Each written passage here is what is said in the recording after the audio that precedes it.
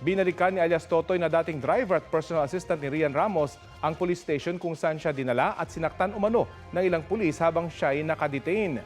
Nirefile naman ni Michelle D ang reklamong qualified theft laban kay alias Totoy. Balitang hatid ni John Consulta.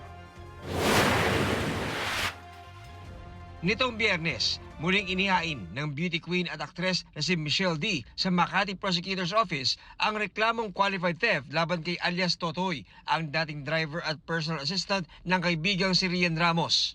Ang allegation po na kinuha niya po yung ampaw na naglalaman po ng 10 items na valuable items ni Michelle D without her knowledge and consent. Paliwanag ng abogado ni Michelle, kailangang i-refile ang reklamo para masunod ang tamang proseso.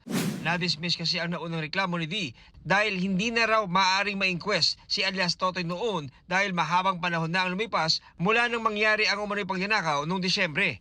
Ayon daw sa prosecutor, kailangan na raw dumaan ang reklamo sa preliminary investigation. Naging issue lang po doon sa resolution ng Office of the City Prosecutor noong January 19 inquest investigation is whether or not subject po ba for inquest yung kaso. Kaya sinabi po nila na dalhin sa regular preliminary investigation at doon po natin investigahan at saka po nila aaksyonan ang merits ng kaso whether or not there's a reasonable certainty of conviction to indict Mr. for qualified theft na ifinile po ni Miss Michelle D. Kalakip ng reklamo ang litrato ng umano'y kinuha ni alias Totoy nang walang pahintulot ang ampaw na may lamang mga valuables daw ni D. 10 daw ang laman ng ampaw at 9 dito isinuli na ni alias Totoy. Pero may isa pang nawawala na nauna na niyang sinabi na wala raw ito sa kanya.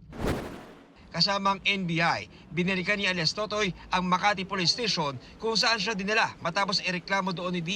Alegasyon niya, sinaktan umano siya ng mga pulis habang nakadetine mula January 19 hanggang sa mapalaya noong January 22. Ipinakita ni alias Totoy kung saan siya idinaan at ang kwarto na pinangyarihan ng umano'y pananakit. Nangako si Makati Chief of Police, Police Colonel Pedro Alagano ng full transparency at cooperation sa investigating team. Binigyan din ng Makati Police ang NBI ng kopya ng CCTV habang andun si alias Totoy. John Consulta, nagbabalita para sa GMA Integrated News.